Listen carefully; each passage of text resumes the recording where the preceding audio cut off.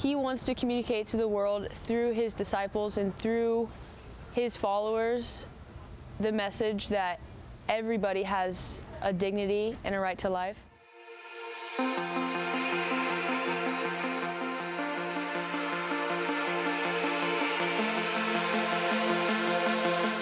I think that I had a very powerful experience of the Walk for Life, especially the beginning, how we started the walk off with grace, with going to Mass before.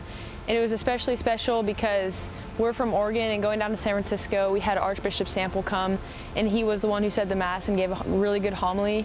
It was the feast day of St. Paul, and so he mentioned, like, towards the end of his homily that conversions wouldn't be happening on the road to Damascus, but on the streets of San Francisco. And after Mass, we were sent forth to go walk for life. First thought when I got into the church was like how big it was, how many people were there, and how many different types of people were there, and how diverse the population was. It was really cool. Yeah, I was definitely pro-life before the event, but I think that this definitely strengthened it by time. Like, I wasn't very outspoken about being pro-life beforehand, and now, like, I'm at the Students for Life Club. Like, we're wearing baby socks on our backpacks today, like, to support that and, like, evangelize a little bit. So, like, I definitely went from being, like, not very outspoken about that to, like, wanting to, like, send that message out that we need to be pro-life.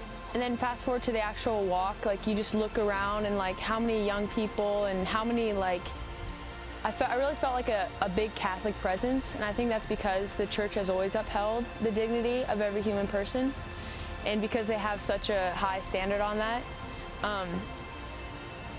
It seemed like such a scandal to the world that such young people would be standing up for this issue, and it felt like we're Mary's army, because you look around and you see banners of Jesus and Mary, you see people praying rosaries, and it felt like the reason why we can do such a thing like this in a world where there's evil and bad things happen is because of Mary. I can still hear the sound of the vacuum. I can still feel the tugging that took the lives of my children. I used booze and sex to escape the emotional pain, and I convinced a doctor to give me a tubal ligation at the age of 30, subconsciously punishing myself for the abortions. Each day, every one of us were in the same situation. We were all frightened, scared, confused, and ultimately in despair and regret. So to me, here we are, part of a club whose members have all suffered from the abortion, and the difference between this and other clubs, we don't want any more members. That's why I'm Silent No More.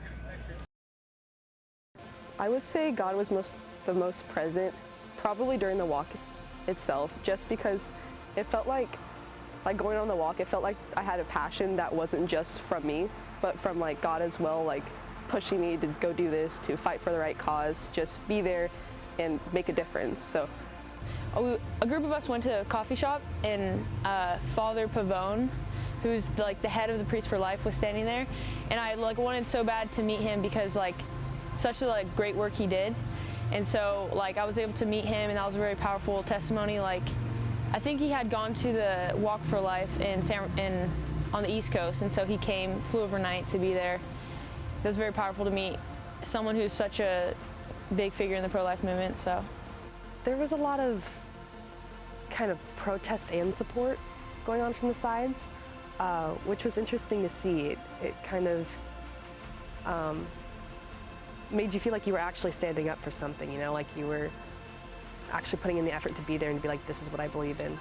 And the support from people was cool too. They're like the construction workers waving down at us and being like, yeah. I guess the highlight of the walk was definitely at the end. We got to high-five everyone, like all the people passing by. And it was super cool because we started off at the beginning, so we didn't really know how many people were behind us. And so once we got to high-five, we saw like thousands of people passing, and it was like I wasn't expecting that. I wasn't expecting so many people to be fighting for the pro-life cause. It was just unreal for me. So super powerful, I guess, yeah. We all went and stood on the stairway and just kind of encouraged everyone coming through and high-fiving people. That was really fun, and it was nice to be there to kind of help people finish, you know, strong. And you know, everyone's tired at that point, and it was great to just see everyone excited again, like, oh, look, they're cheering us on.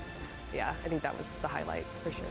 you can have these views, but if you don't share it and witness to it, I think that was a big moment for me, that by witnessing what you believe, you actually can influence others as well, and to show what you believe.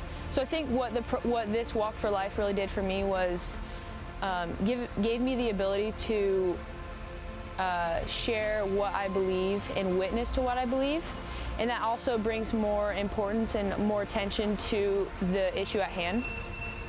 So yeah, that was actually a big point of growth, to know that like the activist kind of side of it and like these kind of marches are very important. It's not enough just to believe these things or just to have your community and your small group that knows these things and studies these things. I think it was very important to, yeah, be a witness through the march, and this march and like the whole trip down there, praying and yeah, being with community for this issue was like a big growth point with my experience with the pro-life movement, so.